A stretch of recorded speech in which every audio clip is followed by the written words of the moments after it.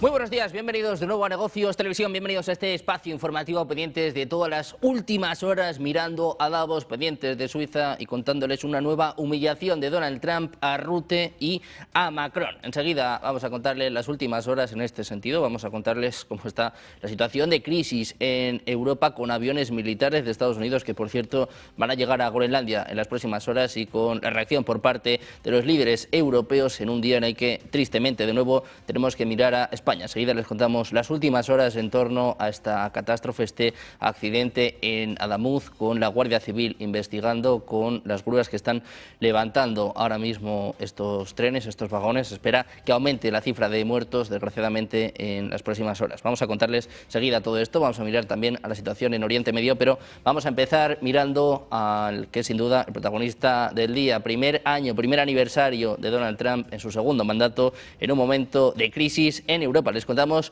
que Donald Trump ha vuelto a publicar mensajes privados del secretario general de la OTAN, Mark Rutte, pero en esta ocasión también le ha tocado al presidente francés Emmanuel Macron. El presidente de Estados Unidos ya lo hizo antes de la cumbre de la OTAN en La Haya el pasado verano, dejando en evidencia al ex primer ministro de Países Bajos, que se dirigía a él como daddy o como papi. En esta ocasión, y después de mantener una conversación privada con Rutte y citarse con él en el foro de Davos que comienza en el día de hoy, Trump ha publicado en su propia red social un mensaje en el que el máximo responsable de la OTAN alaba la labor del magnate en Siria. Le adelanta que va a utilizar sus intervenciones ante la prensa en la ciudad suiza para destacar su labor también en Gaza y en Ucrania. Los mensajes, cuya veracidad ha sido confirmada por el propio entorno de Macron, también incluyen la invitación al gobierno de Ucrania para tratar el futuro de este país, así como a las autoridades de Dinamarca para hablar de la cuestión de Groenlandia. Decía: amigo mío, estamos totalmente alineados sobre Siria, podemos hacer grandes cosas en Irán, no entiendo lo que estás haciendo en Groenlandia, es lo que apuntaba el jefe del Estado francés en su mensaje. Luego, el propio Macron proponía a Trump organizar una reunión del G7 en París este jueves por la tarde, después de la cumbre de Davos. Decía Macron: puede invitar a los ucranianos, a los daneses, a los sirios y también a los rusos al margen. Cenemos juntos en París el jueves antes de que regreses a Estados Unidos. Así intentaba de nuevo el presidente francés ganarse a un Donald Trump que vuelve a humillar tanto a Rutte como a Macron.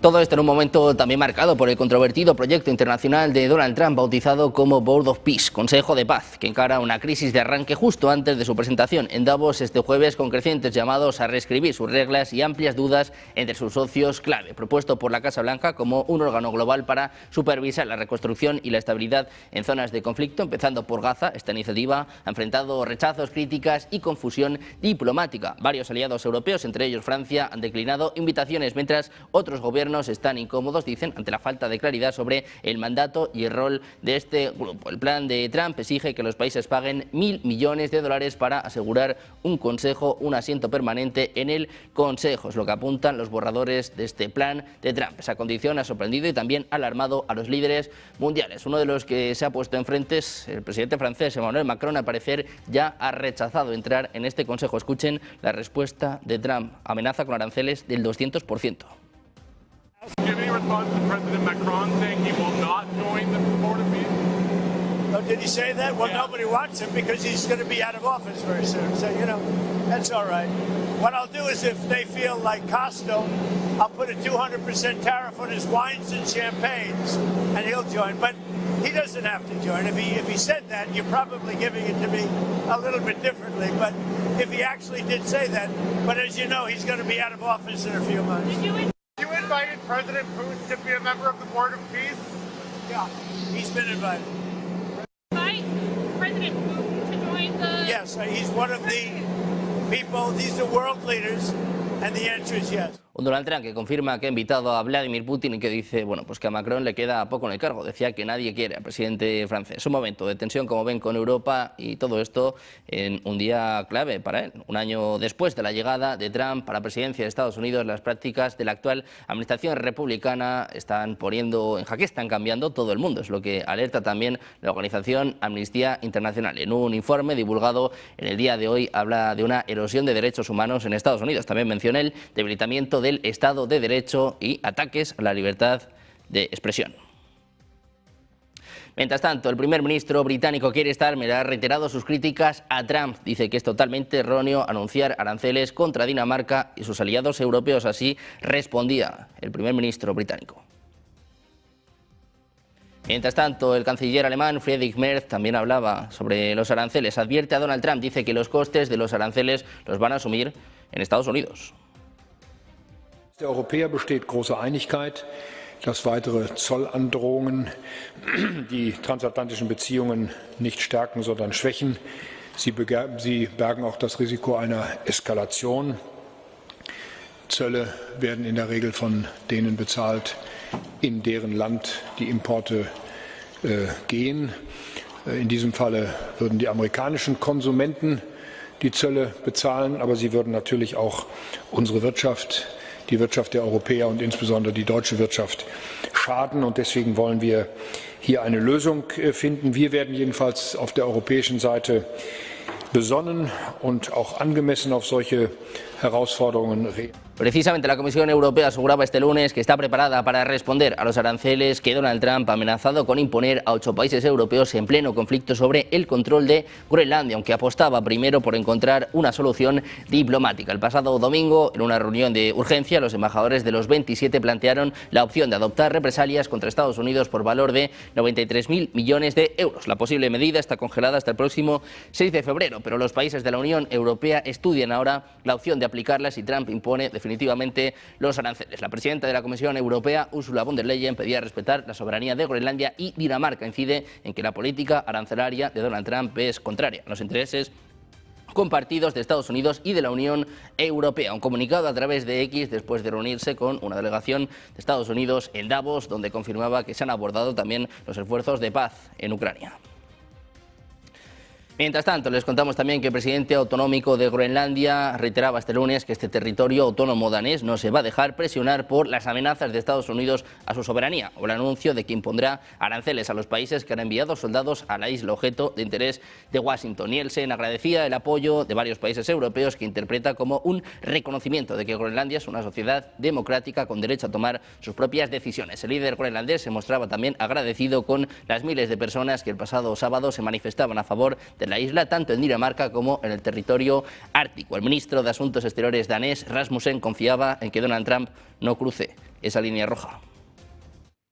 Og der er det jo rigtig vigtigt, at alle os, der tror på international retsorden, får sagt fra. Altså for at vise Trump, at den her vej kan du ikke komme længere nedad. Altså glem det. Altså vi lever i 2026, man kan handle mellem mennesker, men man kan ikke handle mellem mennesker. Og den regel står. Så glem den vej. Fordi der er ikke russiske og kinesiske statsskibe all over the place. Og Danmark har sammen med Grønland holdt kinesiske investeringer ude. Fordi det handler jo om at få sendt det signal til den amerikanske præsident.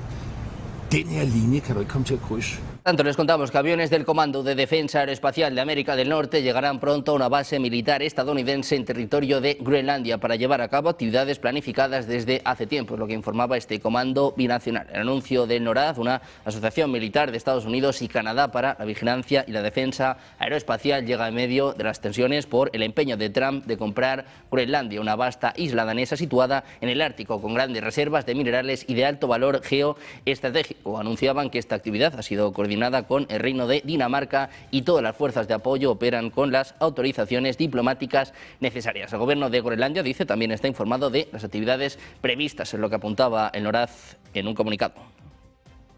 Mientras tanto, Donald Trump se negaba a aclarar este lunes si considera usar la fuerza para tomar Groenlandia, poco después de advertir en una carta al primer ministro de Noruega, Jonas Gahr Støre, que ya no siente la obligación de pensar únicamente en la paz después de que no le concediera el premio Nobel. El mandatario defendía su intención de anexionar el territorio autónomo danés unos días después de amenazar con un arancel del 10% a partir del 1 de febrero a los productos de Dinamarca, Noruega, Suecia, Francia, Alemania, Reino Unido, Países Bajos y Finlandia. El gravamen que afectaría a los aliados de Washington en la OTAN se ampliará hasta un 25% a partir del 1 de junio de 2026. Será exigible y pagadero hasta que se alcance un acuerdo para la compra completa y total de Groenlandia. Preguntado sobre si va a seguir adelante con sus planes arancelarios, Trump decía que sí al 100%. Cargaba contra los líderes europeos que se han opuesto a sus planes porque, según él, son necesarios para proteger la seguridad de Estados Unidos ante amenazas externas.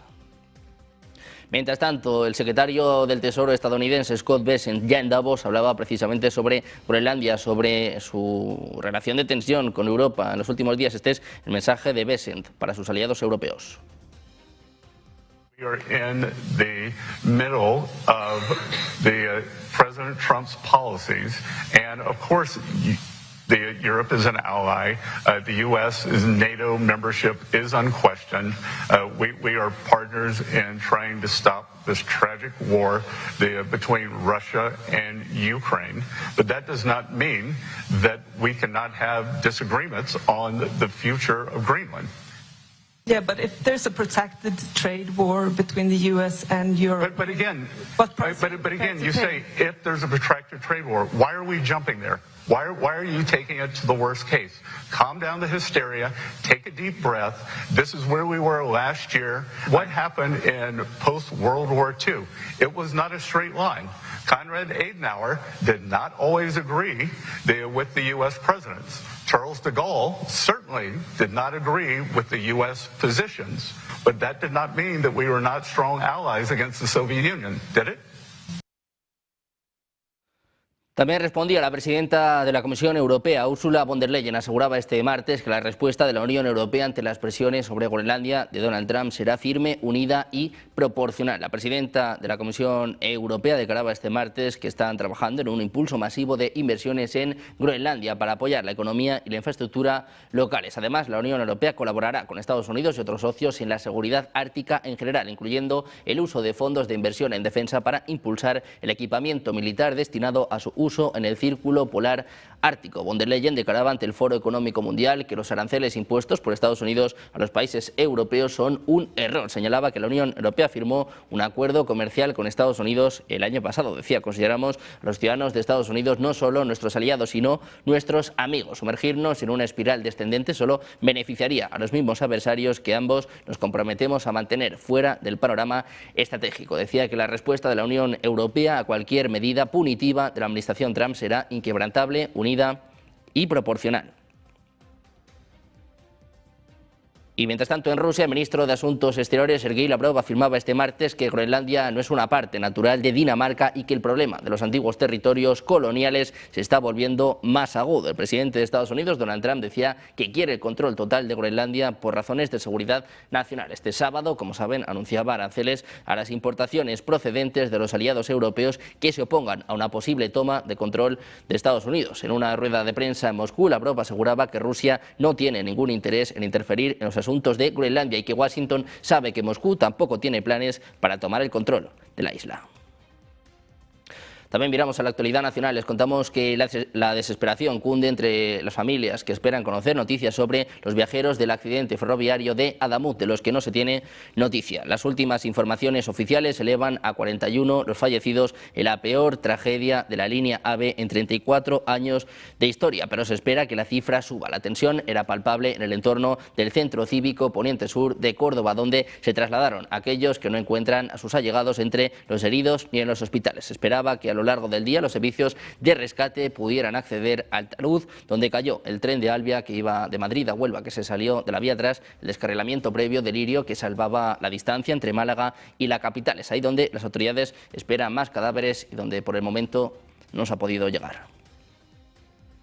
Mientras tanto, a falta de conocer con exactitud qué fue lo que provocó este accidente ferroviario en Adamuz, en Córdoba, todo apunta a un fallo en la vía. Uno de los focos, tal y como apunta The Objective, se ha puesto sobre los carriles del desvío existente en ese tramo, que la empresa pública Adif encargó renovar en 2023 y que son la zona cero de la tragedia. El gestor ferroviario adjudicó las obras a una UTE formada por empresas citadas en la investigación del caso Coldo por parte de la Unidad Central Operativa por presuntos amaños de concursos de obra pública. En concreto, se investigan denuncias que apuntan a la posible utilización de materiales de menor coste que lo previsto inicialmente para aumentar el margen de beneficio, una práctica que sospechan diversas empresas de la trama habrían puesto en marcha en algunas obras públicas. Según apunta The Objective, el accidente en Adamuz ha generado inquietud entre los investigadores del caso Coldo por la vinculación de empresas investigadas con las obras de ese tramo del siniestro. Hacen mención concreta a dos expedientes de ejecución de las obras correspondientes al proyecto de renovación de desvíos en la línea de alta velocidad Madrid-Sevilla. Son 2 contratos que corresponden a la fase 1 y la fase 2 de las actuaciones sobre los desvíos, con un importe respectivo de 21 y 26,8 millones de euros. Los suministros necesarios van aparte y elevan el coste hasta cerca de los 100 millones. Una de las constructoras citadas en los audios atribuidos a Koldo García, que The Objective publicaba en julio de 2025, aparece además en las adjudicaciones ferroviarias oficiales en el corredor Madrid-Sevilla. En esas grabaciones, dentro de uno de los informes elaborados por la UCO, es decir, por la Unidad Central Operativa de la Guardia Civil, se alude a la emisión de una factura de 6.000 euros, también a conversaciones que por su contenido se encuadran en el contexto de diligencias sobre adjudicación de obras. Estos extremos, en cualquier caso, pertenecen todavía al terreno de la investigación judicial o policial. La relación contractual de Koldo García con esa constructora se habría articulado como un supuesto servicio de asesoramiento para abrir negocios en Latinoamérica, con una retribución mensual y un variable ligado a obras internacionales. Ese encaje forma parte del material que rodea la investigación. El 9 de abril de 2022, Adif Alta Velocidad adjudicó las obras de mejora del tramo Guadalmedz-Córdoba en el corredor de la línea de alta velocidad Madrid-Sevilla por 52.492.342 euros, IVA incluido. La adjudicación recayó en una UTE integrada por Ferrovial Construcción, Agrupación Guinovart Obras y Servicios Hispania Advi, también contratas y ventas. El contrato se anunció a finales del año 2021 con Koldo García y con el ministro José Luis Ábalos, ya fuera del Ministerio de Transportes. Mientras tanto, los trabajos en la zona en la que descarrilaron 2 trenes en Adamuz, en Córdoba, se han centrado durante la madrugada en acondicionar las zonas donde se encuentra el Albia y el Lirio, accidentados, y 2 grúas más se han incorporado a las tareas para levantar estos vagones. Durante la noche y la madrugada se ha trabajado en apuntalar los vagones del tren Irio que viajaba a Madrid procedente de Málaga. La maquinaria pesada ha realizado labores de compactación del terreno, es lo que informa la Agencia de Emergencias de Andalucía, dependiente de la Junta. Continúa también el trabajo en el puesto de mando avanzado desplegado junto al edificio técnico de Adif en Adamuz, es lo que informa en estos momentos la agencia EFE. Mientras veían una de las imágenes que se ha hecho virales en las últimas horas con esta vía que, bueno, desde luego está dejando alguna que otra duda, el presidente del Gobierno español, Pedro Sánchez, aseguraba este lunes desde el lugar donde se ha producido esta tragedia ferroviaria en Adamuz que se va a dar con la verdad sobre la causa del accidente y que se va a conocer la respuesta al origen de este siniestro que ya ha causado al menos 41 fallecidos. Esto es lo que decía en las últimas horas Pedro Sánchez, dice que se va a saber la verdad.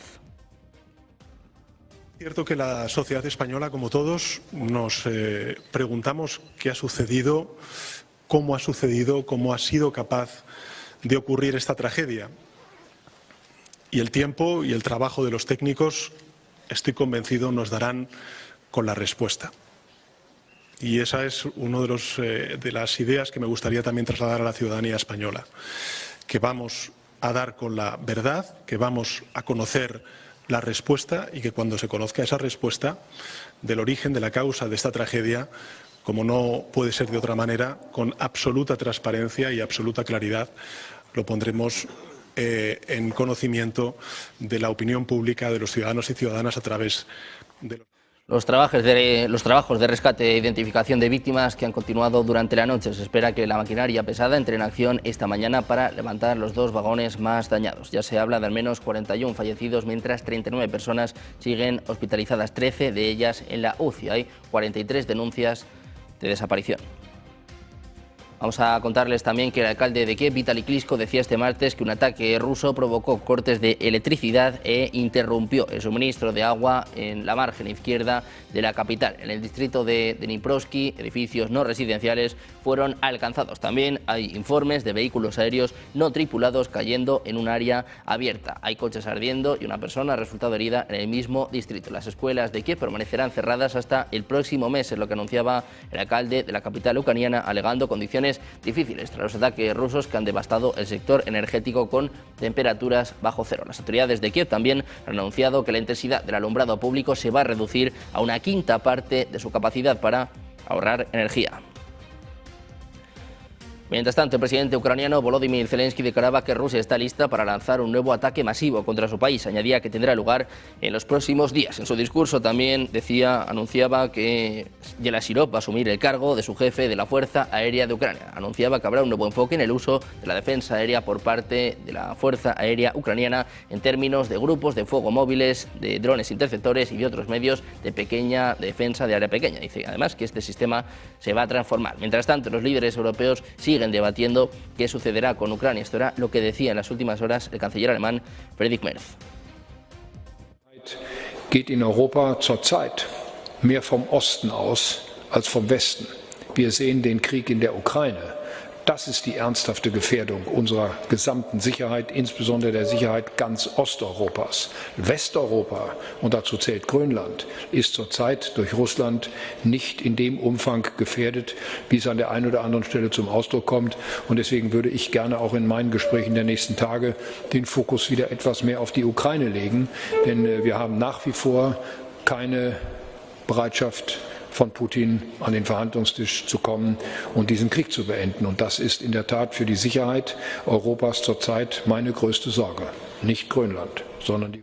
También les contamos que el recientemente nombrado ministro de Defensa de Ucrania, Mikhailo Fedorov, afirmaba que el país pretende construir una cúpula antidrones. En un comunicado detallaba que este sistema no responde a posteriori, sino que destruye la amenaza mientras se aproxima. El designado subcomandante de la Fuerza Aérea Ucraniana agregaba que es la persona ideal para esta tarea. Fedorov señalaba que el objetivo es crear un sistema que pueda funcionar en todo el país y no solo en lugares específicos. Por su parte, el presidente de Estados Unidos, Donald Trump, ha invitado también al primer ministro israelí, Benjamin Netanyahu, como representante a unirse en esta Junta de Paz de Gaza, liderada por Estados Unidos y encargada de supervisar el alto el fuego entre Israel y Hamás, es lo que informaba la oficina de Netanyahu a The Times of Israel. Mientras tanto, un funcionario israelí declaraba a la CNN que Israel aún no ha respondido oficialmente a la invitación. Informes de prensa anteriores sugerían que las tensiones aumentaron entre Netanyahu y Estados Unidos tras el anuncio de la lista de miembros de esta junta, lo que ha llevado al primer ministro israelí a emitir una declaración afirmando que esta medida no fue coordinada con Israel y va en contra de su política. Muchos líderes mundiales fueron invitados previamente a participar en esta junta, incluido el presidente turco Recep Tayyip Erdogan y su homólogo ruso Vladimir Putin. Marruecos también anunciaba este lunes que ha aceptado la invitación de Trump y que se va a unir al Consejo de Paz que supervisa la reconstrucción de la Franja de Gaza. Anunciaban que el rey aceptó la propuesta del presidente Trump de convertirse en miembro fundador del Consejo de Paz sobre Gaza. En las últimas horas el Consejo ha atraído la atención y las críticas por la elección de sus líderes. Recientemente han informado de que se cursaron invitaciones al primer ministro israelí Benjamin Netanyahu y también al presidente ruso Vladimir Putin.